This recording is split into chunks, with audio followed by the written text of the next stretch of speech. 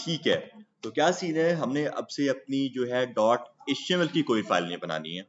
हमने अब से सारा अपना काम जो करना है डॉट JS की फाइल के अंदर रख कर करना है, या फिर ये हो सकता है कि डॉट CSS भी होगी हमारी, बट डॉट HTML की फाइल पूरे हमारे प्रोजेक्ट में नहीं होने वाली है। ओके, देखेंगे अगर हमें हर एक चीज डायनामिक करनी हुई ना, तो हम लोग फिर अपनी CSS भी उसी के अंदर ऐड करेंगे। अब डिपेंड करता है कि हमने किस तरह से आगे जाकर काम करना है, बट फिलहाल तो हमारा ये है कि स्ट्रक्चर हमने किस तरह से अपना तैयार करना है। तो रिएक्ट सबसे पहले चीज क्या होती है, सबसे पहले थोड़ी सी मैं इसके बारे में बात करूंगा, और मेरी ऐसी अक्सर वैसी ही आदत है कि मैं हमेशा हिस्ट्री बताता हूँ इसकी। आप लोगों को पता है कि आपकी जो फेसबुक है वो किस लैंग्वेज में बनाई गई है? शोल के बगैर अब सीरियस बात हो रही है। आपकी जो फेसबुक है वो PHP लैंग्वेज के अंदर बनी गई है, ठीक है। आई गेस 2003 के 2004 की बात होगी ये। उस टाइम पर ये बनाई गई थी PHP लैंग्वेज के अंदर, बट उस टाइम पे हुआ क्या, थोड़ा सा वैसे आपको आप आउट ऑफ द कॉन्टेक्स्ट बात हो सकती है कि आपकी जो फेसबुक है ना, वो इनका खुद का आइडिया भी नहीं था। जो मार्क जकरबर्ग थे, ये उनका खुद का आइडिया भी नहीं था। फेसबुक का जो आइडिया था वो उनकी हार्वर्ड यूनिवर्सिटी के ही कुछ फेलोज थे, उनका ओरिजिनल आइडिया था कि हम लोग जो है अपनी एक ऐसी ऐप बनाते हैं यहाँ पे, जिससे क्या होगा, लोग एक दूसरे की जो है ना पोस्ट के ऊपर कमेंट्स कर सकते हैं। मेन उनका आइडिया ये था, पोस्ट के ऊपर आकर कमेंट्स कर सकते हैं, उनके ऊपर आपस में वो बात कर सकते हैं। सिर्फ स्टार्टिंग उनका ये आइडिया था। तो उनको पता चला कि यार उन्हीं की यूनिवर्सिटी में है एक बंदा जो कि अच्छा कोडर है PHP का, ठीक है। वो गए मार्क के पास कि यार हमारे पास एक ये आइडिया है और आप इसको जो है ना इम्प्लीमेंट करें, आप हमारे लिए कोड करें। सारी जो इन्वेस्टमेंट आएगी इसके बनने पर वो हम करेंगे, आपने क्या काम करना है, हमने आपको रख लिया है, हायर किया है, आप जो है ना सिर्फ और सिर्फ इसका कोड करें। उससे बोला डन है, कोई मसला नहीं है, मैं इसका कोड करता हूँ। बट उसके दिमाग में उस टाइम पे ये ख्याल आया कि भाई कोड मेरा खुद का है, तो मैं इनके नीचे रहकर क्यों काम करूं। आइडिया उनका, कोड इसका, ठीक है। इसने किया क्या, उनसे पैसे लेता गया कि मैं आपका काम कर रहा हूं, आप ही का प्रोजेक्ट बना रहा हूं, बट इसने सारा कोड अपना करके एट द एंड उसको नाम दिया अपना, फेसबुक का। वरना इससे पहले उन्होंने जो इसका नाम सोचा था वो भी उन्होंने कोई और नाम सोचा था, आइडिया इसका खुद का नहीं था। उसके बाद ये हुआ था कि 5-10 साल तक तकरीबन उन्होंने इसके ऊपर केस किया था। 2012 में आई गेस हुआ था केस इनका, 2012 में, कि यार ये आइडिया हमारा था और इसने जो है ना हमारा आइडिया कॉपी किया, केस की चला था। उसके बाद आई गेस इनका $5-10 बिलियन में जो है ना इनको सेटलमेंट हुआ था कि यार इतना चले रख लें, लेकिन उसके बाद मेन आइडिया उनका था, इसने वो आइडिया चुराया था उसका। विदाउट प्रूफ कैसे साबित कर सकते? ये नहीं, उनके पास प्रूफ, ये उनके पास ऐसे कोई प्रूफ नहीं था ना, वही मैं बात कर रहा हूँ, उनके पास कोई प्रूफ नहीं था। उन्होंने बस यही कहा उस टाइम पे जब उन्होंने स्टार्ट किया था ना, इस पर एक पूरी उन्होंने मूवी बनाई हुई है द सोशल नेटवर्क के नाम से, हॉलीवुड मूवी है द सोशल नेटवर्क। उसमें उन्होंने बताया हुआ है कि माँ का भी एक और फ्रेंड था, इसने अपने साथ उसको अटैच किया था। कह सकते हैं कि इससे जो है ना 3-4 लोगों के साथ जो है ना बेईमानी की थी, चीट किया था। पहले तो उन 2 भाइयों के साथ, वो 2 भाई थे जिनका आइडिया था फेसबुक का, उनके साथ थोड़ा-सा चीट किया। उसके बाद इसने अपने एक फ्रेंड के साथ भी थोड़ा चीट किया था कि वो भी इसको जो है ना वो इससे भी थोड़ा-सा कह लो कि इन्वेस्ट करता था। फेसबुक में वो इसके साथ आकर इन्वेस्ट करता था। तो इनका मेनली सेटलमेंट हुआ था कि 30-70% का। 70 मार्क का, 30 जो है इनका उस बंदे के, दूसरे बंदे का, उसका एग्जैक्ट मुझे नाम याद नहीं है, इसलिए आप लोगों ने अक्सर वो मीम भी देखी होगी। जब लास्ट ईयर की बात है, 2022 में या 2021 में स्पाइडरमैन नो वे होम कब फिल्म आई थी भला, 21 में या 22 में, 21 में आई थी, 21 में आई थी। उस टाइम पर एक मीम बहुत फेमस हुई थी, I am not coming back for 30%, I am coming back for everything. शायद आपने ये चीज देखी हो, सुना हुआ है।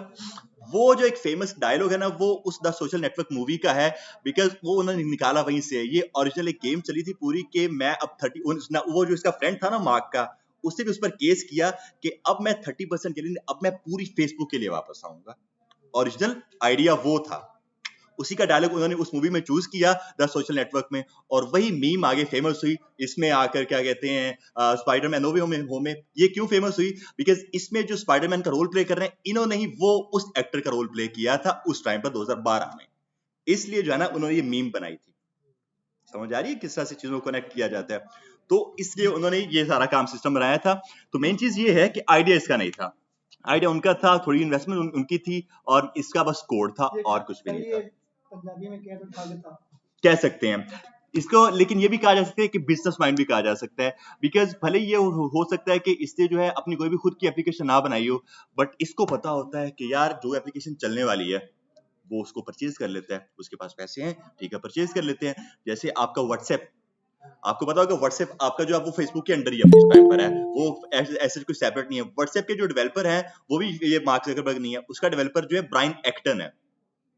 ब्रायन एक्टन उसका डेवलपर है जिसने 2014 में बनाया था, तकरीबन 2014 में आई गेस उन्होंने बनाया था व्हाट्सएप को। और उसी ब्रायन एक्टन ने जो है ना 2009 में फेसबुक में जॉब के लिए अप्लाई किया था, एज एन डेवलपर जॉब के लिए अप्लाई किया था कि यार मुझे आप एज एन डेवलपर रख लें। फेसबुक ने उसको कहा था कि भाई आपके पास स्किल ऐसे नहीं है, हम आपको नहीं रख सकते हैं। 2014 में तकरीबन 5 साल बाद जो है ना उसने अपना लॉन्च किया व्हाट्सएप को। तो उसके बाद वापस से फेसबुक ने देखा कि यार व्हाट्सएप चलने वाली चीज है आगे, ऐसे ये चीज रुकने वाली नहीं है। तो फिर उसने क्या काम किया, $2 बिलियन में व्हाट्सएप को परचेज किया, $2 बिलियन में। अब आप देख लो इस टाइम पे कि व्हाट्सएप कितना रेवेन्यू जनरेट कर रहा होता है उनके लिए। बट उस टाइम पर जो है ना ब्रायन एक्टन को मे भी इतना आइडिया नहीं होगा कि उनका ये व्हाट्सएप आगे जाके क्या क्या काम कर सकता है। उन्होंने बस उसको परचेज किया।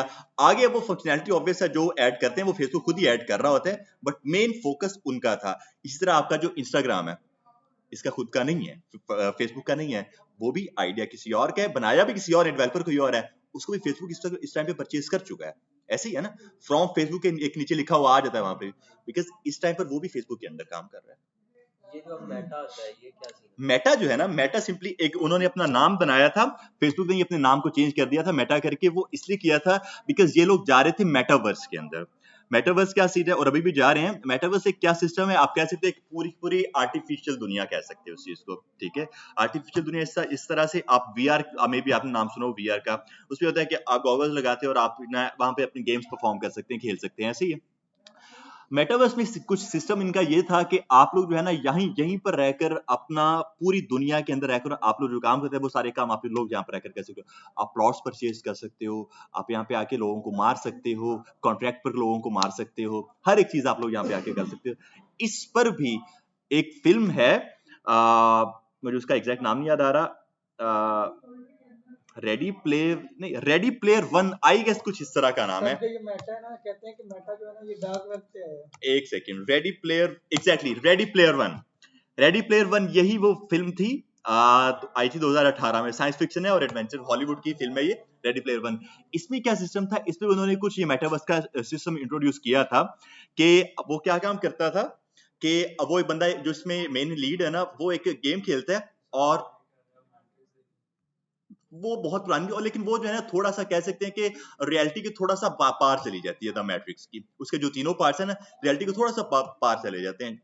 ये मूवीज ऐसी हैं कि रियलिटी के अंदर रहकर सारा काम करती हैं। अब इसमें सिस्टम ही होता है कि वो जो गेम के अंदर जो जो प्राइज अपने विन करता है ना, वो ओरिजिनल दुनिया में उसके पास पहुंच जाते हैं। जो जो प्राइज परचेज करता है ना, आप थोड़ी सी मूवी देखोगे ना तो आपको समझ आएगी कि अंदर क्या सीन है। वो एक वाहिद प्लेयर होता है जो कि ना उसको आइडिया होता है कि यार ये गेम का एंड किस तरह से हो सकता है। होता मेनली इसके अंदर ये है कि 3 आपके लेवल्स होते हैं इस गेम में, इस मूवी की बात कर रहा हूं मैं, 3 आपके लेवल्स होते हैं। फर्स्ट लेवल में उन्होंने जो है ना इसका एक की टोटल इसमें 3 कीज हमने फाइंड करनी होती हैं।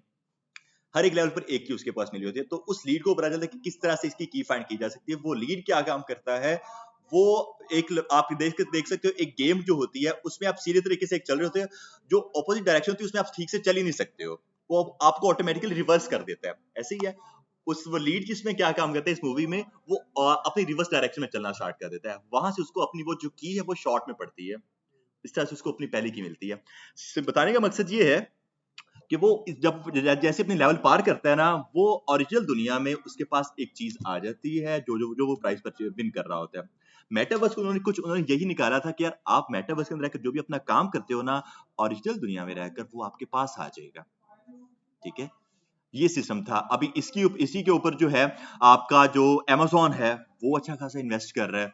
जेफ बेजोस जो है वो इस पर अच्छा खासा इन्वेस्ट कर रहा है। उसके बाद जो है आपका माइक्रोसॉफ्ट इसके ऊपर अच्छा इन्वेस्ट कर रहा है। मेटा जो है ना, मेटा इस सिस्टम में आया अब है। जो फेसबुक है ना हमारी, वो मेटावर्स में अब इन हुई है कुछ टाइम पहले ही। बट आपका माइक्रोसॉफ्ट, आपका Amazon इस पर काफी टाइम पहले से काम कर रहे हैं। उन्होंने इसी के ऊपर कई गेम्स पहले से निकाल दी हैं जो कि रियलिटी बेस्ड हैं। उन पर अगर आप कोई भी चीज करते हो, कोई भी अपना प्राइस विन करते हो, ओरिजिनल दुनिया में वो आपके पास पहुंच जाता है। माइक्रोसॉफ्ट और Amazon वो इस पर पहले आज से तकरीबन 5-6 साल पहले से काम कर रहे हैं। फेसबुक लास्ट 2021 में आया है, गेस मुझे याद है 2021 में उन्होंने अपना नाम चेंज किया था फेसबुक से मेटा करके, तब से उसने स्टार्ट किया था। इसने आई गेस अपनी एक गेम भी लॉन्च की है, मैंने वो गेम अब तक खेली नहीं है। तो खैर बात थोड़ी सी आउट ऑफ द कॉन्टेक्स्ट चली गई कि क्या सीन था, आइडियाज का खुद का नहीं था, हमारा मेन जो फोकस है वो है रिएक्ट के ऊपर। अब फेसबुक मैंने फेसबुक से चलाई थी, रिएक्ट से चलाई थी और मैं पहुंच गया फेसबुक पर। अब बताने का ये मकसद है कि जब फेसबुक को उन्होंने बनाया ना, वापस से हिस्ट्री के ऊपर चलते हैं, 2005 या 2006 की बात है, फेसबुक जो है ना उस टाइम पर कई बार क्रैश कर रही थी उसकी। क्यों क्रैश करी थी, उससे पहले सोचा यार कि फेसबुक को जो है ना मैं चलाता हूँ अपनी यूनिवर्सिटी के अंदर रहकर, चेक करते हैं कि क्या रिस्पांस आता है मेरे पास यहाँ पे। उससे उसको जो है ना फेसबुक आगे सेल करना स्टार्ट कर दिया। क्या हुआ कि उसको अच्छा रिस्पांस मिलने लगा। एट द एंड क्या हुआ, पूरी यूनिवर्सिटी उसके पास आ गई, फेसबुक के ऊपर सबके अकाउंट्स थे, हार्वर्ड यूनिवर्सिटी के सभी के अकाउंट्स थे फेसबुक के ऊपर आकर। उसने फिर क्या काम किया, यार इसके ऊपर जो है ना अच्छे खासे आ रहे हैं, मुझे इसके कोड में जो है ना ऑप्टिमाइजेशन करनी पड़ेगी, यूजर इसके ऊपर ज्यादा आ रहे हैं मेरे, मुझे इसके कोड को जो है ऑप्टिमाइज करना पड़ेगा। उसे कह चलिए ठीक है, क्यों, बिकॉज वो जो है ना और नए नए फीचर्स भी इसमें ऐड कर रहा था। बिकॉज आप देखोगे अगर आप में से किसी ने कोई आज से 15 कुछ साल पहले फेसबुक यूज की हो, जो कि नहीं की होगी यकीनन, लेकिन उस टाइम पे जो है ना फेसबुक में स्टार्टिंग से एक वो रिलेशन वाला स्टेटस नहीं था। रिलेशन स्टेटस होता है ना एक फेसबुक में आपका, तो बता रहा था सिंगल है, मैरिड है, जो भी है, ठीक है, वो उसमें नहीं था। वो भी उसने जो है ना निकाला था 2005 के 2006 में, कि किस तरह से जो है वो एक क्लास में बैठा हुआ था मेनली। तो ऐसी क्लास में बैठ के एक वापस थोड़ी सी बाहर बात जा रही है, ना क्या काम कर रहे थे, एक लड़का लड़की को प्रपोज कर रहा था उस टाइम पर। क्या हुआ, जब वो प्रपोज कर रहा था ना, तो लड़की ने कहा कि नहीं भाई मैं पहले से कमिटेड हूं या मैं मैरिड हूं, उसने उसको बताया, ये मूवी में सारा उन्होंने बताया हुआ है। तो जो भी है तो क्या काम किया उसने कि उस टाइम पे उसने सोचा कि यार ये एक सिस्टम गलत है, कि यार ऐसे कोई भी किसी को जाके प्रपोज कर देता है। हम क्या काम करते हैं, फेसबुक में हम लोग अपना एक ऐसा फीचर ऐड करते हैं जिससे लोगों को पता चले कि यार ये सिंगल है, ये कमिटेड है। वो अलहदा बात है कि कमिटेड देखकर भी लोग अक्सर ट्राई मारते हैं, वो अलहदा बात है। लेकिन उससे फिर ये वहां पर दिखा कि यार ये सिंगल है, ये कमिटेड है, हम लोग इसको ये अच्छा बताते हैं, ठीक है। तो इसलिए उससे वो अपना एक फीचर उस टाइम पे आके ऐड कर दिया। ओके, इस तरह से जो अपने साथ साथ फीचर्स को ऐड कर रहा था ना, तो फिर क्या सिस्टम हुआ, उसकी एप्लीकेशन क्रैश कर रही थी, फेसबुक जो है फिर वो क्रैश करती जा रही थी और ऊपर से यूजर्स आ रहे थे। फिर क्या सिस्टम हुआ, उसने इसको जो है ना इसके अंदर और कोड ऐड करना शुरू कर दिया। 2012 में तकरीबन इतना टाइम हो गया, 5-6 साल हो गए क्रैश करते करते, उसको बार बार हो रही थी उस टाइम पे क्रैश। 2012 में क्या हुआ, फेसबुक की खुद एक कम्युनिटी ने और कुछ इंडिविजुअल डेवलपर्स ने एक लाइब्रेरी निकाली रिएक्ट के नाम से। रिएक्ट जेएस जो है वो खुद एक लाइब्रेरी इन्होंने निकाली है फेसबुक ने। अगर आप लोग चेक करो रिएक्ट जेएस, खाली ऐसे लिखो रिएक्ट जेएस, आप लोग देखो कि यहाँ पे आके it is maintained by Meta, ठीक है। ये क्या है, मेटा अब इसको मेंटेन करे, बिकॉज उन्होंने इसको निकाला था, इनिशियल रिलीज की आई गेस 29 मई 2013 है, ठीक है। तो 2012-2013 में इन्होंने ये निकाला। क्या काम किया कर रहा था हमारा रिएक्ट, कि यार हमें क्या काम करना पड़ रहा है, बार बार अपना कोड लिखना पड़ रहा है इसी के अंदर रहकर, हमारा कोड जो वो ऑप्टिमाइज नहीं है। रिएक्ट में रहकर हम लोग ये काम करते हैं, हमारा कोड जो है, कोड हम लोग कम करें लेकिन काम उसमें ज्यादा हो रहा। उन्होंने क्या काम किया, उस टाइम पर आकर फिर अपनी फेसबुक को जो है सिंगल पेज एप्लीकेशन भी बना दिया। अब सिंगल पेज एप्लीकेशन क्या होती है, सिंगल पेज एप्लीकेशन होती है जो आपकी जो है बूटस्ट्रैप नहीं है। लेट्स सपोज मैं बूटस्ट्रैप के ऊपर आ जाता हूं और आप लोग देखोगे ये वाला अपना जो है ना आइकन रिलोडिंग का, अगर मैं डॉक्स के ऊपर क्लिक करता हूं मेरा ये पेज रिलोड हो रहा होगा, सही है। अगर मैं आइकन्स के ऊपर क्लिक करता हूं मेरा ये पेज रिलोड हो रहा होगा, सही है। अगर मैं आखिर ब्लॉक के ऊपर क्लिक करता हूं मेरा पेज रिलोड हो रहा है। अगर मैं एग्जांपल्स के ऊपर क्लिक करता हूं मेरा पेज रिलोड हो रहा है। यहाँ पे आके मैं किसी भी पेज के ऊपर जाता हूं, मेरा क्या होता है, पेज मेरा रिलोड हो रहा है वहां पे जाके, बिकॉज ये जो है ये किसी भी तरह की सिंगल पेज एप्लीकेशन नहीं है। सिंगल पेज एप्लीकेशन अब कौन सी है, हम अक्सर अपनी डेली लाइफ में यूज करते हैं, हमारी यूट्यूब। हमारी जो यूट्यूब है वो क्या है, वो हमारी सिंगल पेज एप्लीकेशन है। कैसे, अब अगर आप इसके ऊपर आकर चेक कर लो, तो हम लोग पहुंचते हैं यहाँ पर, और अब आपने ये चीज देखनी है यहाँ पे, ठीक है। अभी ये मैं यहाँ पे आ रहा हूँ, ये मेरे पास एक डैशबोर्ड है पूरा का पूरा। मैं आता हूँ मेरे सब्सक्रिप्शन के ऊपर, क्लिक किया, क्या मेरा पेज लोड हुआ है, लाइब्रेरी पेज लोड हुआ, हिस्ट्री पेज लोड हुआ, होम पेज लोड हुआ, शॉर्ट्स पेज लोड हुआ, नहीं हुआ। तो क्या सिस्टम है, हमारी जो यूट्यूब है वो सिंगल पेज एप्लीकेशन है। सिंगल पेज एप्लीकेशन का मतलब क्या होता है, सिंगल पेज एप्लीकेशन का मतलब ये होता है कि यार आप एक ही पेज के अंदर रहकर अपनी पूरी की पूरी एप्लीकेशन बना लेते हो, ये आपकी सिंगल पेज एप्लीकेशन होती है। लेकिन यहाँ पर एक बहुत ही जो है ना कंट्रोवर्शियल सवाल निकल सकता है यार, कि अगर एक ही पेज में हमारी पूरी की पूरी एप्लीकेशन पड़ी हुई है, तो इस तरह से हमारे उस एक पेज के ऊपर ज्यादा लोड बढ़ रहा है। कह सकते हैं, क्वेश्चन है ये कि यार हमारे उस एक पेज के ऊपर ज्यादा लोड बढ़ रहा है, या ये भी कह सकते हैं कि अगर एक ही पेज के ऊपर हमारा सारा का सारा सिस्टम है, तो अगर वो बाय एनी चांस एक पेज डिलीट हो जाता है तो पूरी एप्लीकेशन डिलीट। पॉसिबिलिटीज तो है इन सब चीजों की। तो सीन कुछ ये होता है कि सिंगल पेज एप्लीकेशन का सिर्फ ये मतलब नहीं है कि एक ही पेज बना हुआ है आपका। सिंगल पेज एप्लीकेशन का ये मतलब है कि यूआई में आपको सिर्फ एक पेज दिख रहा है, बट बैकग्राउंड में क्या हो रहा है, मल्टीपल आपके कंपोनेंट्स बने हुए हैं। हम लोगों ने कंपोनेंट्स देखे हुए हैं, लेकिन उस टाइम पे हमने इसका नाम कुछ और रखा था, फंक्शंस। फंक्शंस काम क्या कर रहे थे? फंक्शंस काम क्या कर रहे थे? लॉजिक लगाते थे फंक्शन। उसके बाद ये था कि आप फंक्शंस के अंदर कोई भी चीज अपनी ऐड करो, उसको आप मल्टीपल जगहों पर यूज कर सकते हो जितनी मर्जी बार। फंक्शंस हमारे यही काम कर रहे थे ना। यहाँ पे रिएक्ट में उसी फंक्शन का एक और नाम अपडेट कर रहा हूं, बस कंपोनेंट्स के नाम से। रिएक्ट में हमारे पास क्या बनते हैं, कंपोनेंट्स बनते हैं, लेकिन स्ट्रक्चर वही फंक्शंस वाला होने वाला है। यहाँ पे इसको कहा जाता है कंपोनेंट्स। यहाँ पे आके हमारे पास फ्रेगमेंट तो यहाँ पे बिल्कुल सेपरेट चीज है, वो यहाँ पे नहीं आ रही है। अभी मैं बात कर रहा हूँ कंपोनेंट्स के बारे में, ठीक है। अब यहाँ पर आके ये चीज है, ये पूरा का पूरा मेरा पेज पड़ा हुआ है। अब हो ये रहा है यहाँ पे आके एक बना हुआ है ये फंक्शन पूरा, जिसको कंपोनेंट कहूंगा मैं। आप फंक्शन नहीं कहूंगा, मैं आप कंपोनेंट कहूंगा। एक बना हुआ है पूरा का पूरा साइड बार कंपोनेंट, जिसके अंदर सारे मेरे पास लिंक्स पड़े हुए हैं। एक कंपोनेंट बना हुआ है मेरे पास ये बीच वाला सारा, जिसको हीरो सेक्शन कहा जा सकता है, जिसमें हमारे पास सारी वीडियोस लगी हुई हैं। एक कंपोनेंट बना हुआ है ऊपर वाला सर्च बार के लिए। 3-4 कंपोनेंट्स मैंने आपको ऐसे गिना दी, हो सकता है इससे बड़ी ज्यादा पड़े हों, वैसे ही मैंने आपको 3-4 गिना दी। अब सिस्टम कुछ ये होता है, ये 3-4 कंपोनेंट्स सेपरेट फाइल्स में पड़े हुए हैं। इन 3-4 को आप कॉल करवा देते हो एक पेज के अंदर रहकर, क्या होता है, वो तीनों चारों काम कर रहे होते हैं आपके, और एक ही पेज में शो कर रहे होते हैं आपको। होता इससे ये है कि आपका जो कंटेंट है ना, सिर्फ कंटेंट चेंज हो रहा होता है, आपका पेज चेंज नहीं हो रहा होता। जैसे कि ये देख लो, सब्सक्रिप्शन के ऊपर अगर मैं क्लिक करता हूं, मेरी सब्सक्रिप्शन के ऊपर आप देखो कि मेरा टॉप बार जो ऊपर सर्च बार है और साइड बार वो बिल्कुल सेम रह रहा है, लेकिन बीच वाला कंटेंट चेंज हो रहा है। ठीक है, इसका ये मतलब है कि बीच वाला सिर्फ एक कंपोनेंट चेंज हो रहा है मेरा, ऊपर से कोई और कंपोनेंट चेंज नहीं हो रहा। मींस कंटेंट चेंज नहीं हो रहा, पूरा का पूरा पेज चेंज नहीं हो रहा, कुछ स्पेसिफिक कंटेंट चेंज हो रहा है। इसको आप इस तरह से लेकर चल सकते हो, आपका होता है रीड मोर शो लेस, या रीड मोर शो लेस को छोड़ दो, आप डार्क मोड लाइट मोड के ऊपर चले जाओ। डार्क मोड लाइट मोड हमने क्या काम किया था, क्लिक किया बटन के ऊपर, सेम पेज का ही जो है कलर चेंज हो गया था। ऐसा तो नहीं हुआ था कि हमने दूसरे पेज के ऊपर जाकर वहां पर उसका कलर देखा था। सेम पेज के ऊपर क्या हो रहा था, उसका कलर चेंज हो रहा था वहां पे जाके। ऐसे ही है, वापस क्लिक किया सेम पेज के ऊपर, उसका कलर दोबारा से चेंज हो गया। यहाँ पे कंपनीज को वही काम कर रहे हैं हमारा, कि सेम पेज के ऊपर ही क्या हो रहा है, हमारा कंटेंट वो चेंज करके दे रहे हैं हमें बाय हेल्पिंग ऑफ फंक्शंस, जो कंपोनेंट्स कहलाएंगे अब हमारे। बाउंसर वो एक टाइप होती है हमारे पास, मेनली 2 टाइप्स के फंक्शंस कंपोनेंट्स होते हैं, क्लास के टाइप कंपोनेंट्स और फंक्शन बेस्ड कंपोनेंट्स। ठीक है, वो एक सेपरेट बात है, बट फिलहाल हम बेसिक कंपोनेंट्स के बारे में बात कर रहे हैं। कंपोनेंट्स हमारी ये चीज होती हैं।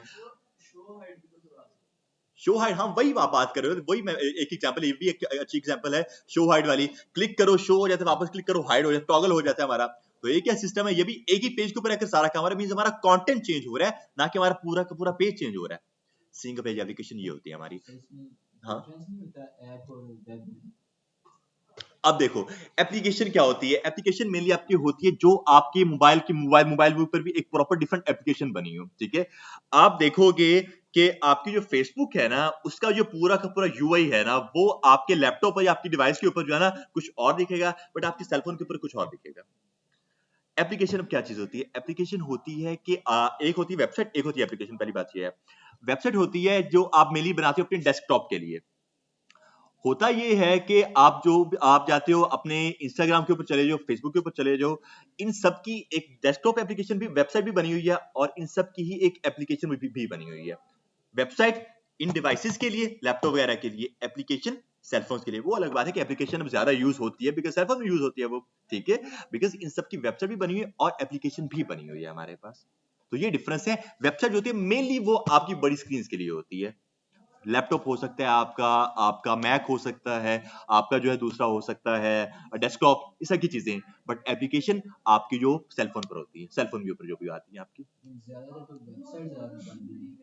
नहीं, अब देखो ना, आप अगर इस चीज को देखो, एप्लीकेशंस में ये आ जाते हैं आपके पास जितनी भी प्ले स्टोर के ऊपर एप्लीकेशंस पड़ी हुई हैं, उनकी कोई वेबसाइट आपको नहीं मिलने वाली है सच। ठीक है, वो सिर्फ एप्लीकेशंस होंगी। और उसके बाद आप देखो जितनी अपनी मोस्टली गेम्स, सेलफोन गेम्स की बात कर रहा हूं मैं, उनमें आपको वही प्ले स्टोर की उनकी मोबाइल भी मिलेगा, आपको लैपटॉप भी नहीं मिलेगा उनका, ठीक है। मेनली वो आप डिपेंड करता है कि आप बना क्या रहे हो। जैसे आपकी पोर्टफोलियो वेबसाइट, पोर्टफोलियो में आप वेबसाइट बना सकते हो, पोर्टफोलियो आपकी एप्लीकेशन नहीं कहलाएगी उसको, क्योंकि आपका वही सेलफोन के ऊपर आप क्या काम करोगे, उसको रिस्पॉन्सिव बना दोगे। आप ऐसा नहीं करोगे कि पूरी की पूरी एक सेपरेट एप्लीकेशन ही बना रहे हो। बात हो रही है सेपरेट एप्लीकेशन की, आपकी सेपरेट एप्लीकेशन स्पेसिफिक वो होती है जो आपके सेलफोन के ऊपर एक सेपरेट बनाई गई हो, ठीक है। बट जो आपकी वेबसाइट होती है वो स्पेसिफिक होती है इसके लिए, डिवाइस के लिए आपकी, ठीक है। क्लियर है सबको यहां तक आके? तो वापस रिएक्ट के ऊपर आते हैं। तो फेसबुक ने क्या काम किया, उन्होंने बनाया रिएक्ट को 2013 में कि यार हम लोग क्या काम करेंगे, हमें बनानी है अपनी फेसबुक को भी सिंगल पेज एप्लीकेशन। कैसे उन्होंने बनाया, इस टाइम पे अगर आप देखो ना, आपकी जो फेसबुक है वो भी आपके पेज को रिलोड नहीं कर रही होती। अगर आप अपने सेलफोन पर तो आपको पता नहीं चलता, अगर आप उसको अपने पीसी में चलाकर चेक करते हो ना, आपका पेज, ये वाला जो पेज है, ये कभी भी रिलोड नहीं हो रहा होता आपका। इसी तरह से आपका इंस्टाग्राम, इसी तरह से आपका व्हाट्सएप, अगर आप उनको अपनी डिवाइस के ऊपर चलाते हो वो पेज लोड नहीं कर रहे होते आपके, बट बीच में कंटेंट तो चेंज हो रहा है ना आपका, ऐसे ही है। तो ये होती है हमारी क्या, सिंगल पेज एप्लीकेशन। ये हम लोग रिएक्ट के अंदर आकर बना सकते हैं। अब एक चीज तो हमें चलो ये पता चल गई कि रिएक्ट के अंदर आकर हम लोग क्या काम कर सकते हैं, अपने सिंगल पेज एप्लीकेशन बना सकते हैं। दूसरी चीज हमें ये पता चल गई कि हम लोग अपने कंपोनेंट्स बना सकते हैं। कंपोनेंट्स मींस फंक्शंस बना सकते हैं। क्या हो सकता है, हम लोग उन फंक्शंस को मल्टीपल जगहों पर बार बार यूज कर सकते हैं। ये हो गया हमारा, दो चीजें हो गई, ठीक है। एक और तीसरी चीज क्या थी रिएक्ट की, ये हमारे कोड को सिक्योर करती है। कोड को सिक्योर किस तरह से करती है, मैं आऊंगा अपने किसी भी HTML CSS जो हमने कोई टेम्पलेट बनाई है ना उसके ऊपर, लेट्स सपोज टेम्पलेट 1 के ऊपर चलते हैं, इसको राइट क्लिक करते हैं, ओपन विद कोड करते हैं, ठीक है। और मैं इसको लाइव करने वाला हूं अभी। इसका ऐसे जाएगा, इसमें पास कुछ नहीं बना हुआ, नहीं बना हुआ है यार, पूरी टेम्पलेट है। अच्छा, ये हमारी पूरी जो है एक इस तरह की HTML की टेम्पलेट है, इसको राइट क्लिक करते हैं और ओपन विद लाइव सर्वर करते हैं, ठीक है। मैं आपको दिखा रहा हूं कि कोड सिक्योर करने से मेरा मतलब क्या है। इसको जरा मैंने लाइव किया, राइट क्लिक करके ओपन विद लाइव सर्वर करके, और दोबारा से एक बार कर लेते हैं, ये लें, अब ये गो लाइव पे हो जाएगा, ठीक है। ओके जी, तो ये देखो, ये हमारी कुछ एक तरह की टेम्पलेट बनी हुई है जो हमने फर्स्ट टेम्पलेट बनाई थी अपनी।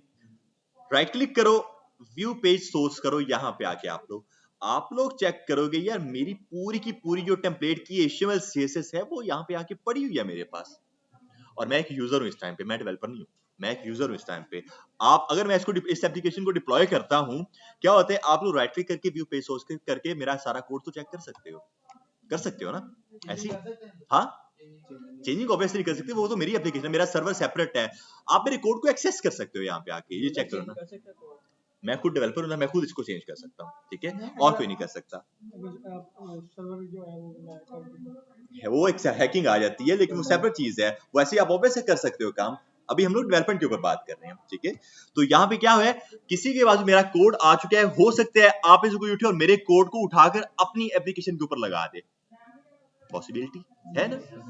हाँ, लगाते हैं ना, मेरे कोड को उठाओ अपनी एप्लीकेशन के ऊपर जाके लगा दो। ये तो सिर्फ एक छोटी सी टेम्पलेट है। मैं चेक करता हूँ अगर हमारे पास कोई और अच्छी टेम्पलेट बनी हो, जो कि आई गेस टेम्पलेट 4 होगी, जिसमें हमें काफी काम आता था, तो ओपन विद कोड इसको करते हैं, इसको लाइव लेकर चलते हैं, इसको जरा चेक करते हैं कि ये क्या कहती है हमें। Control P index.html, by the way control P आपके लिए शॉर्टकट की बताइए आपको कि वो फाइल को सिलेक्ट करने के लिए होती है, फाइल को फाइंड करने के लिए होती है आपके पास, ठीक है। अच्छा, ये एक सिस्टम है हमारे पास, ये हमारे पास एक तरह की टेम्पलेट पड़ी हुई है। अब इसको भी जो है हम लोग राइट क्लिक करते हैं और ओपन विद लाइव सर्वर करते हैं। ओके जी, ये हमारा आ रहा है लाइव हमारे पास कुछ इस तरह से, ठीक है। तो ये हमारे पास आ चुकी है हमारी टेम्पलेट, ये हमारे पास टेम्पलेट बनी है हमारी। अब आप लोग यहाँ पे आके वापस राइट क्लिक करो, मैं यूजर हूँ, व्यू पेज सोर्स करो, सारा मेरे पास आ चुका है मेरा डेटा, ओके। मैं इमेजेस उठा सकता हूँ इस डेवलपर की, जो भी ये डेवलपर है, अगर इसकी कोई जेएस लगी हुई है, जेएस का लिंक लगा हुआ है, मैं उसको उठा सकता हूँ। अगर इसकी HTML का लिंक लगा है, जो ये लगा हुआ है स्टाइल और CSS, मैं इसको क्लिक करूँ, मैं इसको उठा सकता हूँ, यहाँ पे आके ये सारी CSS मेरे पास है। बात समझ आ रही है, मेरा कोड क्या सिक्योर है, यहाँ पे आके मेरा कोड सिक्योर नहीं है यहाँ पे आके। ये मसला था प्योर HTML CSS में, वरना पहले क्या होता था, आपका पेज, आपका जो पूरी की पूरी वेबसाइट होती थी, वो सिर्फ और सिर्फ HTML और CSS के ऊपर बनती थी पहले। लेकिन फिर उन्होंने क्या काम किया यार, उसको चेंज किया कि यार नहीं, हमारा कोड भी सिक्योर होना चाहिए। और इसी चीज को देखकर, बिकॉज फेसबुक का कोड जो है वो सेम था, कोड उसने अपना किया ना, कोड को आप कह सकते हो। और एक ये एक बड़ी मजे की चीज है, कोड के ऊपर कोई कॉपीराइट नहीं दे सकता आपको। आप किसी का कोड उठा लो, आपके ऊपर कोई स्ट्राइक नहीं मार सकता कि इसने मेरा कोड उठाया। होता नहीं है ऐसे, समझ आ रही है? तो इस वजह से क्या सिस्टम है, कोड भी हमारा सिक्योर होना चाहिए ताकि कोई कॉपी ना कर ले हमारा। ये होगी हमारी सिंपल HTML CSS की बात। अब बात करते हैं रिएक्ट के कोड की। मेरे पास कोई टेम्पलेट पड़ी होगी रिएक्ट की, तो मैं उसमें जा रहा हूं यहाँ पे आके। आई गेस अगर HTML में गए हैं तो उसकी JS की फाइल है, उसकी क्लिक करेंगे तो JS की फाइल नहीं जेएस की भी आ जाएगी हमारे पास, वही मैं बात कर रहा हूँ, वो भी आ जाएगी हमारे पास, हर एक चीज हमारे पास पड़ी होगी, इमेजेस पड़ी हुई हैं वो भी विजिबल होंगी। अब ये एक तरह की रिएक्ट की टेम्पलेट है, आप छोड़ दो वो क्या चीज है, बस मैं आपको स्टार्ट करके दिखा रहा हूँ और इसका मैं आपको कोड दिखाता हूँ कि इसमें क्या सिस्टम आता है हमारे पास। इसको आप लोग बेसिकली एक कमांड के थ्रू स्टार्ट करते हो, npm start के नाम से कमांड होती है, आप वो कमांड ऐड करते हो अपने टर्मिनल के अंदर आकर, उसके बाद आपका ये सारा काम होता है। इधर आऊंगा मैं और ठीक है, CLS की कमांड पहले ऐड करता हूं, मेरी आदत है क्लियर करने के लिए टर्मिनल को, npm start। फिर स्टार्ट करेंगे, हमारी जो पूरी की पूरी एप्लीकेशन है वो स्टार्ट हो जाएगी हमारे पास यहाँ पे आके। ठीक है, ये कुछ टाइम ले लेती है, 15-20 सेकंड ले लेती है स्टार्ट होने में हमेशा ही, अकॉर्डिंग टू योर PC। ठीक है, बाकी सारे काम जो है हम लोग बंद कर देते हैं अपने, तो बंद का हो जाएगा। हमें जो है ऐसा और किसी की जरूरत नहीं है, हमें जो है सिर्फ और सिर्फ इस टाइम पे इसी रिएक्ट की जरूरत थी। ठीक है, ये हमारा सर्वर जो है ये अब रिएक्ट का सर्वर स्टार्ट हो रहा है। सर्वर अगर मैं बात करता हूँ ना, इसके साथ आप लोगों ने ये कंफ्यूज नहीं हो जाना कि सर्वर तो बैकएंड में होता है, मैं फ्रंट एंड के सर्वर की बात कर रहा हूँ यहाँ पे आके। ठीक है, ओके जी, तो ये रिएक्ट है। ठीक है, यहाँ पे हमारे पास कुछ ये इस तरह का सिस्टम है, हमने कुछ इस तरह का चीज बनाई हुई है यहाँ पे आके रिएक्ट के अंदर। आप लोग अगर राइट क्लिक करो और इसका व्यू पेज सोर्स करो, यहाँ पे अगर आप देखोगे तो एक तरह का हेडिंग है, एक पैराग्राफ है, एक बटन है, कुछ CSS लिखी है जिसमें हमने बैकग्राउंड कलर दिया हुआ है उस चीज को, ऐसे ही है ना। राइट क्लिक करो, व्यू पेज सोर्स करो, यहाँ पे आके तो आप लोग मुझे यहाँ बताओ इसमें आपको क्या दिख रहा है कोड मेरा, क्या मुझे आपको कोई हेडिंग दिखी, कोई पैराग्राफ, कोई किसी तरह की CSS का कलर, कोई भी इस तरह की चीज आपको नहीं दिखेगी यहाँ पे आके। ठीक है, क्या है, लिंक जो लगी कौन सा लिंक लगा है, manifest.json की बात कर रहे हैं, ये एक सेपरेट फाइल होती है, ये भी हमारा कोड नहीं है। ठीक है, इस पर क्लिक किया मैंने, ये भी हमारा कोड नहीं होगा। ठीक है, ये रिएक्ट का ही एक सिस्टम होता है, हमारा कोड पूरी तरह से सिक्योर होता है यहाँ पे आके। अब इससे होता ये है कि आप लोग क्या काम कर सकते हो, अपने कोड को छुपा सकते हो, हिडन कर सकते हो दूसरे डेवलपर से, क्योंकि डेवलपर्स होते हैं अक्सर, डेवलपर भी आपका कोड उठा सकते हैं, आप लोग ये भी उसके साथ काम कर सकते हो। तो ये कुछ फीचर्स थे इसके रिएक्ट के रहकर, जिससे उन्होंने कहा कि यार हमें रिएक्ट को यूज करना चाहिए अपने फेसबुक के लिए, इंस्टाग्राम, सब चीजों के लिए। चोर तो भी इनको भी चोरी कर देते हैं। हर एक चीज का कह लो तोड़ तो होता ही है, ऑब्वियस है ना, ऐसे ही है, बहुत चीजें आ जाती हैं, इसके भी और बहुत तोड़ है हमारे पास। आप यूज करते हैं। मैं मेरे पास इसी लैपटॉप में जो है ना Ubuntu भी है, मैं लाइनक्स भी यूज करता हूँ, उसमें मैं अपना काम एथिकल हैकिंग का वाला कर रहा होता हूँ। ठीक है, क्योंकि मैंने उसका भी काम किया हुआ है काफी। अब आपका अच्छा सॉफ्टवेयर जी, अपडेट हो जाए ना फिर। अच्छा जी, तो क्या सिस्टम है हमारे पास यहाँ पे, ये रिएक्ट के, वापस रिएक्ट के ऊपर बात करेंगे कि रिएक्ट ने क्या काम किया, फेसबुक ने क्या काम किया, रिएक्ट को फिर आगे जब उसने पहले अपनी फेसबुक को जो है इसके ऊपर इंप्लीमेंट किया, रिएक्ट को फेसबुक के ऊपर इंप्लीमेंट किया, सबसे पहले उन्होंने अपने कमेंट सेक्शन को इंप्लीमेंट किया।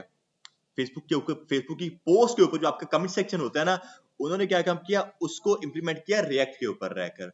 उनको जब अच्छा रिस्पांस मिला, उन्होंने क्या काम किया, सेम कंपोनेंट उठाया और इंस्टाग्राम में चिपकाया। ठीक है, फेसबुक का सेम कंपोनेंट उन्होंने बनाया, एक सब पूरा एक कमेंट्स के लिए कंपोनेंट, मींस फंक्शन, लेकिन कंपोनेंट, उस कंपोनेंट को उन्होंने वापस जाकर कॉल करवाया अपने इंस्टाग्राम के ऊपर। आप चेक करोगे कमेंट सेक्शन बिल्कुल सेम तरह के, बस कलर्स का डिफरेंस है, बाकी सब कुछ सेम चीजें हैं वहां पे आके। ठीक है, क्या सिस्टम हुआ, इस तरह से आप लोग क्या काम कर सकते हो, अपने कंपोनेंट्स को बनाकर अपनी ही एप्लीकेशन के अंदर मल्टीपल जगहों पर कॉल करवा सकते हो, या फिर आउट ऑफ द एप्लीकेशन भी कॉल करवा सकते हो, आपकी मर्जी है। एक तो ये चीज हो गई, उसके बाद उन्होंने क्या काम किया, जब उनको अच्छा रिस्पांस मिलने वाला, उन्होंने क्या काम किया, इसको आगे सेल करना स्टार्ट कर दिया। इस टाइम पे अगर आप लोग देखो कि हमारी वो वेबसाइट्स, वो एप्लीकेशंस जो हम लोग अपनी डेली लाइफ में यूज करते हैं, जिन एप्लीकेशन ने क्या लो हमें घेरा हुआ है पूरी तरह से, वो रिएक्ट के ऊपर बनी गई है। फूड पैंडा आपकी, उन्होंने अपना सारा रिएक्ट के ऊपर सेटल कर लिया था। उसके बाद आपकी उबर, आपकी करीम, सारी रिएक्ट के ऊपर आ चुकी है। आपका जो है CNN न्यूज, उनकी जो वेबसाइट है आपकी रिएक्ट के ऊपर आ चुकी है। आपकी जो द न्यूयॉर्क टाइम्स है, आपने शायद नाम सुना हो, वो इसकी रिएक्ट के ऊपर आ चुकी है। ठीक है, नहीं वो नहीं है, ड्राइवर नहीं है। ठीक है, तो क्या चीजें हैं, इसलिए उन्होंने क्या काम किया, अपनी उसी रिएक्ट को आगे सेल करना स्टार्ट कर दिया। बट एक बहुत ही इंपॉर्टेंट क्वेश्चन यहाँ पे निकल कर आता है, और इंपॉर्टेंट और इंटरव्यू क्वेश्चन। मेरा यहाँ पे एक इंटरनेट चला गया, मैं अपना कनेक्ट कर लेता हूँ फिर यहाँ पे आके। और वो क्वेश्चन क्या है कि रिएक्ट जो है वो एक तरह की लाइब्रेरी है, लेकिन यही ये जो काम हमारे पास रिएक्ट कर रही है ना, वही काम कुछ और फ्रेमवर्क्स भी करते हैं। आप लोगों ने शायद नाम सुनो एंगुलर जेएस और व्यू जेएस, दोनों सेपरेट फ्रेमवर्क्स हैं। ठीक है, बिल्कुल सेपरेट चीजें हैं, बट वो भी सेम काम करते हैं। सिंगल पेज एप्लीकेशन बना सकते हैं, कंपोनेंट्स बना सकते हैं, और हमारे कोड को भी सिक्योर करते हैं। काम से भी सेम कर रहे हैं वो। तो फिर क्या मसला है कि हम लोग क्यों रिएक्ट को प्रेफर करें, हम लोग एंगुलर और व्यूजेस को क्यों प्रेफर ना करें। मैंने खुद एक बार इंटरव्यू किया था एक बंदे से, एम्प्लॉय जिसको मैंने हायर किया था, क्यों मैं प्रेफर करूंगा रिएक्ट को एंगुलर और व्यूजेस के ऊपर, बिकॉज रिएक्ट के पास होती है JSX सपोर्ट। JSX क्या चीज होती है? JS तो हमें पता है क्या है, JS क्या है, हमारी जावास्क्रिप्ट ऐसी है। JSX क्या चीज है? JavaScript XML। XML क्या होता है? Extensible markup language.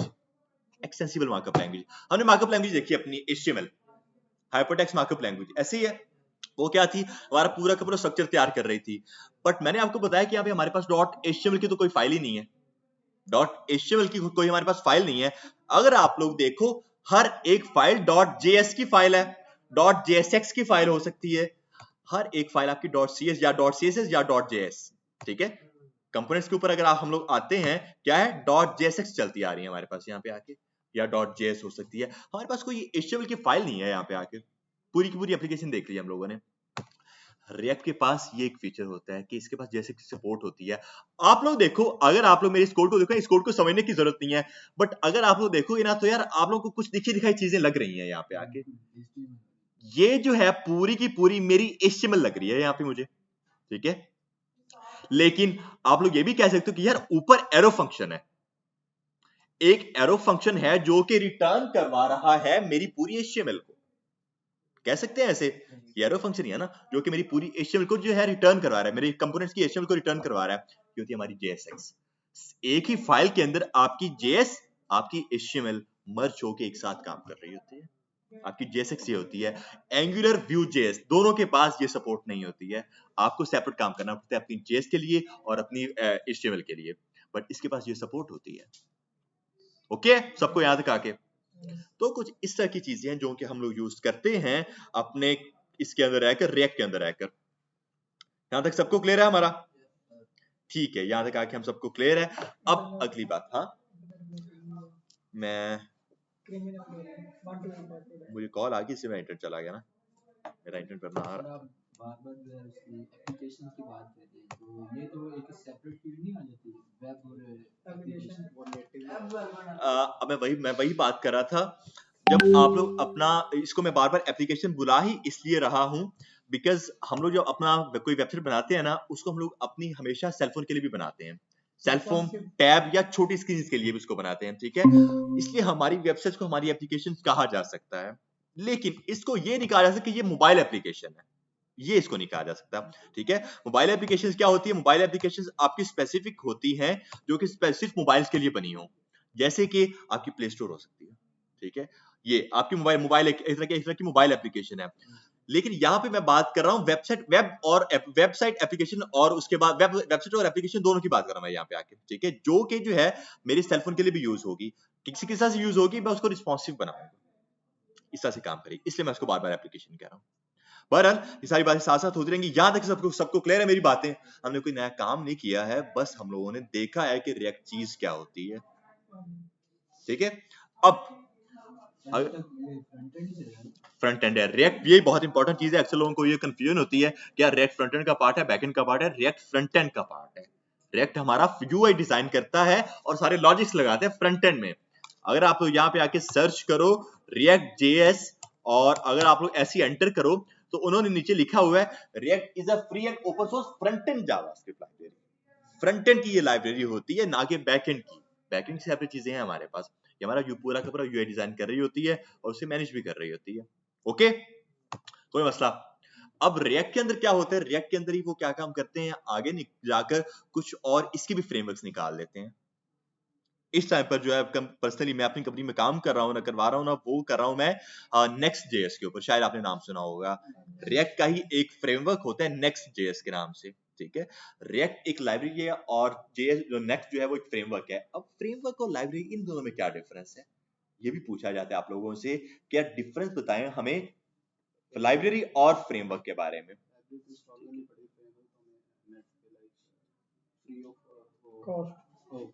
लाइब्रेरी भी फ्री ऑफ कॉस्ट पड़ी है, होती है लेकिन हमें इंस्टॉल करनी पड़ती है, फ्रेमवर्क भी इंस्टॉल करना पड़ता है।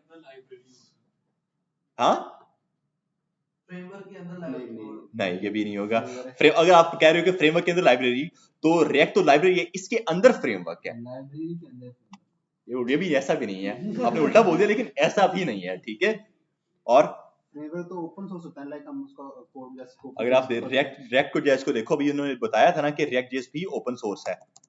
रिएक्ट जेएस जो है ये भी हमारी ओपन सोर्स है, लिखा हुआ ओपन सोर्स, ठीक है। फिर और कुछ डिफरेंस फ्रेमवर्क और लाइब्रेरी में? लाइब्रेरी में टोटल कोई ना कोई चीज स्टोर होगी, हम सिर्फ उसको यूज करते हैं। ये तो तुक्का था, ये तो तुक्का लग रहा, तुक्का सब पता चला तुक्का था। लाइब्रेरी का मतलब ये है कि कुछ ना कुछ में कंटेंट, लाइब्रेरी से वो वाला लॉजिक निकाला है इसका, बहुत ज्यादा चीजें होंगी। कंप्लीट पैकेज, ये भी गलत है। हाँ, कंप्लीट पैकेज लाइब्रेरी। अब बात करते हैं इसके ऊपर, डिफरेंस क्या होता है हमारी लाइब्रेरी और फ्रेमवर्क के अंदर। आप लोग देखते हो कि जो लाइब्रेरी होती है ना, वो स्पेसिफिक एक लैंग्वेज की होती है हमेशा। लाइब्रेरी हमेशा एक स्पेसिफिक लैंग्वेज की है, जैसे कि रिएक्ट, ये जावास्क्रिप्ट की ही लाइब्रेरी है। आप इसको ये नहीं कह सकते कि ये पीएचपी की लाइब्रेरी है, आप इसको पाइथन की लाइब्रेरी नहीं कह सकते हो, ठीक है।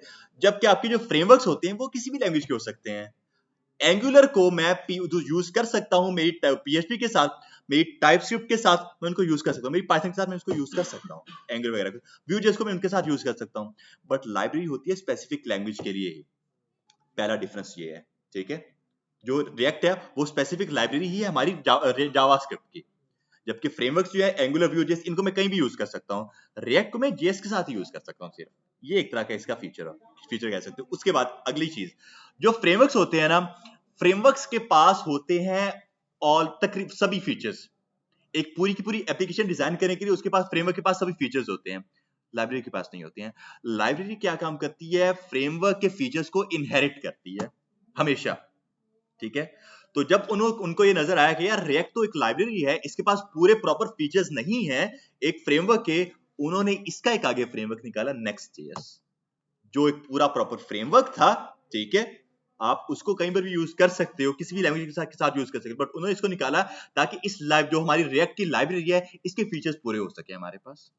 ओके, तो ये कुछ डिफरेंस हैं हमारी लाइब्रेरी और हमारे फ्रेमवर्क के अंदर है। यहाँ तक सबको क्लियर होना चाहिए। फ्रेमवर्क है, बूटस्ट्रैप फ्रेमवर्क है सीएसएस का, लाइब्रेरी नहीं, बूटस्ट्रैप फ्रेमवर्क है एक तरह का, ठीक है। और इसको भी, क्योंकि इसको भी आप कहीं भी यूज कर सकते हो, किसी भी के साथ यूज कर सकते हो, ठीक है। वो एक फ्रेमवर्क है। आपकी मटेरियल यूआई एक लाइब्रेरी है, वो भी एक ना हमारी स्टाइलिंग के लिए होती है, बट वो एक लाइब्रेरी होती है। चक्रा भी होता है, चक्रा यूआई भी होती है एक तरह की चीज हमारे पास, बहुत चीजें हैं हमारे पास इस तरह की।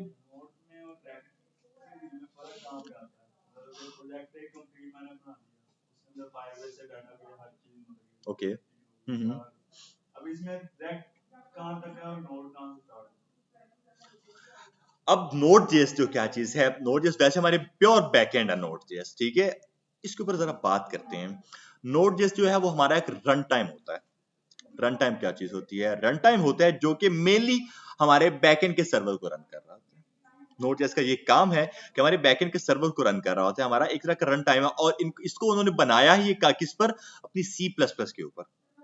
आपकी जो C++ लैंग्वेज है वहां पर आपके Node.js को बनाया गया है, और जहां पर C++ की बात आती है वहां पर आपकी स्पीड की बात आ जाती है।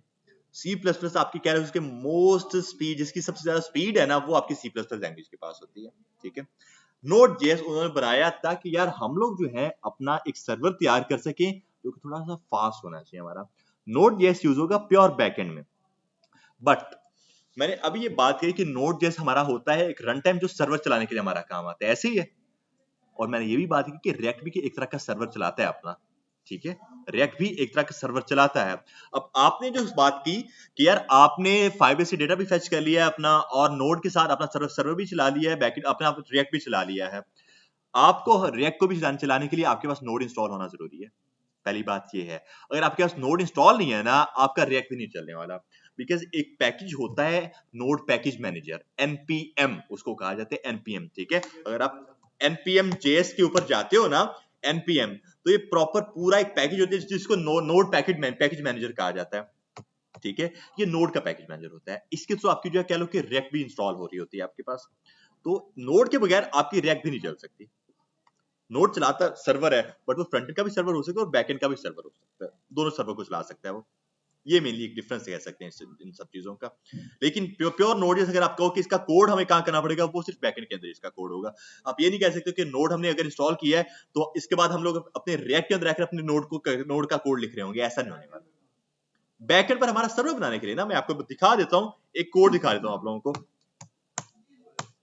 बैकएंड, इसी के ऊपर बैकएंड पे चलते हैं, ठीक है। ये जो है हमारा सारा बैकएंड है, ये एक तरह का बैकएंड पड़ा हुआ है हमारे पास यहाँ पे, बैकएंड का सर्वर। आप लोगों को मैंने स्टार्टिंग पर आएगा, जैसे पहली और दूसरी क्लास से, जो कि अब तक तो आप भूल चुके होंगे यकीनन, लेकिन फिर भी थोड़ा सा आपको रिमाइंडर दे दूं। हम लोगों ने बात की थी किस तरह से हमारी जो एक एप्लीकेशन है वो काम करती है, बात की थी इस बारे में, कैसे काम करती है। मैंने कहा था कि एक फ्रंट एंड से रिक्वेस्ट जाती है, हमारा ब्राउजर एक रिक्वेस्ट भेजता है और उसका रिस्पांस आता है हमें 3 लैंग्वेजेस के अंदर। कौन सी लैंग्वेजेस? पीएचपी के अंदर आते हैं गुड, और हाँ नोडजेस के अंदर आते हैं, और रिएक्ट के अंदर आते हैं। माशाल्लाह, तालियां दोनों के लिए होनी चाहिए। हमें जो रिस्पांस मिलता है वो सिर्फ HTML, CSS और JS की फॉर्म में मिलता है।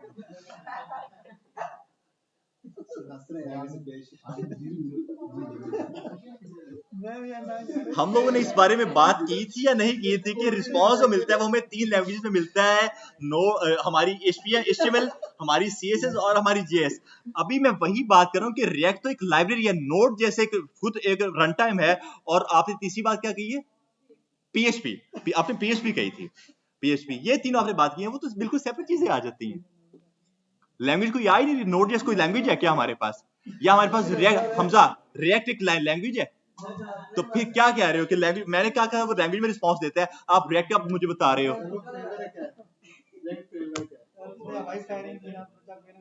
कोई तो तुक्का लग जाएगा, लगा नहीं आगे से, और तालियों पे खुश भी हो गए हैं।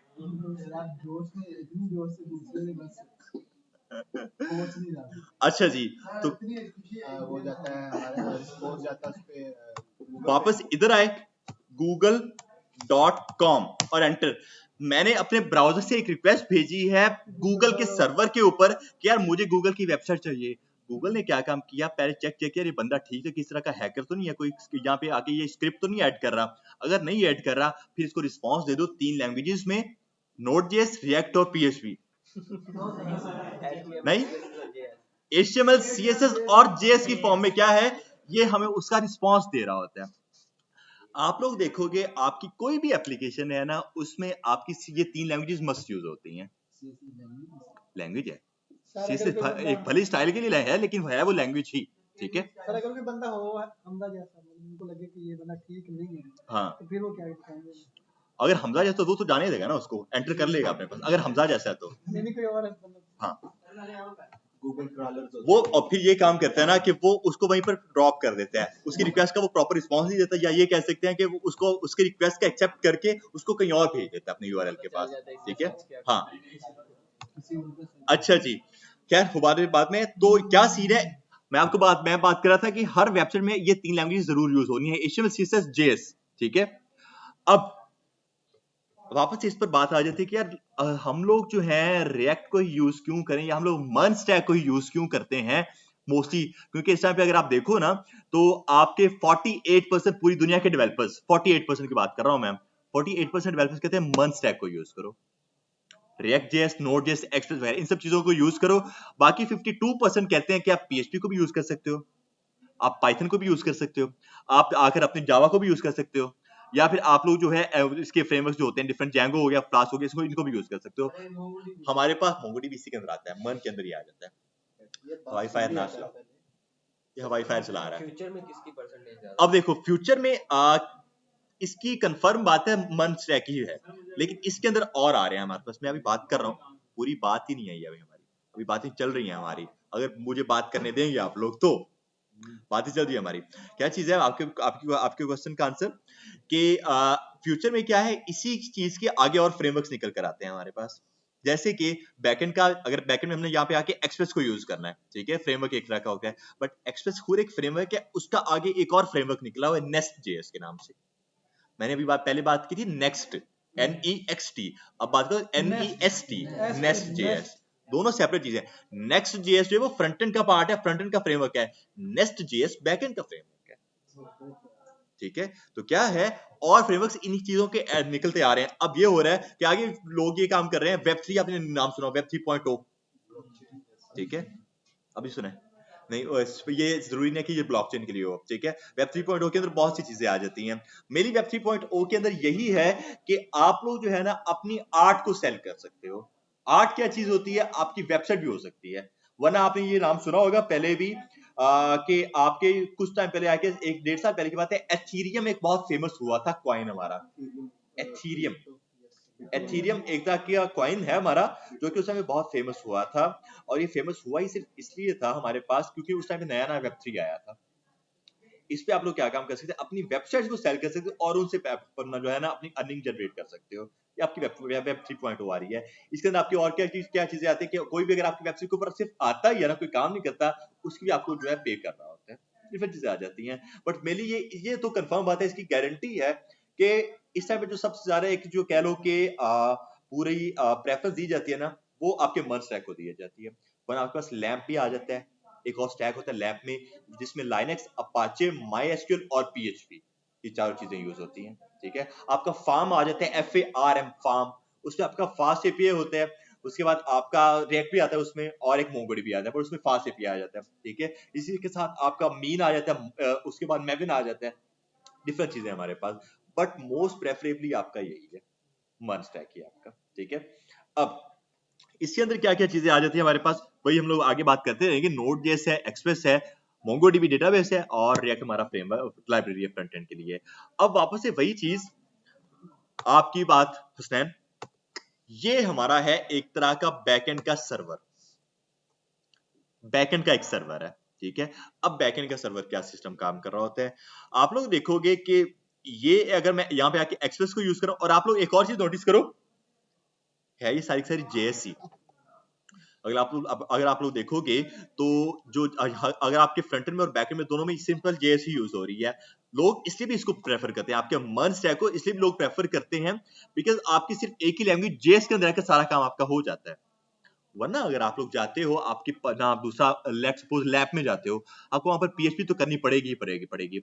बट वापस से मेरी बात पर आते हैं कि फ्रंट एंड में आपको जावास्क्रिप्ट तो यूज करनी ही है, बिकॉज उसका रिस्पॉन्स हमें आना है HTML CSS और JS की फॉर्म में, तो वहां पर आपको फिर 2 लैंग्वेज को यूज करना पड़ता है। अगर आप किसी और स्टैक में जाते हो, एक इसकी कह लो कि ना लिमिटेशन हमारे लिए, एक नुकसान, आपको 2-2 3-3 लैंग्वेजेस करनी पड़ती हैं।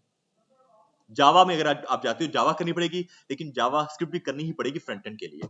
अगर आप PHP में जाते हो तो PHP आपको करनी पड़ेगी, बट PHP के साथ JS भी करनी पड़ेगी फ्रंट एंड के लिए तो जरूर, अगर बैकएंड में नहीं करते, बिकॉज वो जो चीज है वो बैकएंड के लिए, फ्रंट एंड के लिए नहीं है। फ्रंट एंड में जो रिस्पॉन्स है उसके लिए JS तो मस्त है किसी भी तरह से, ठीक है।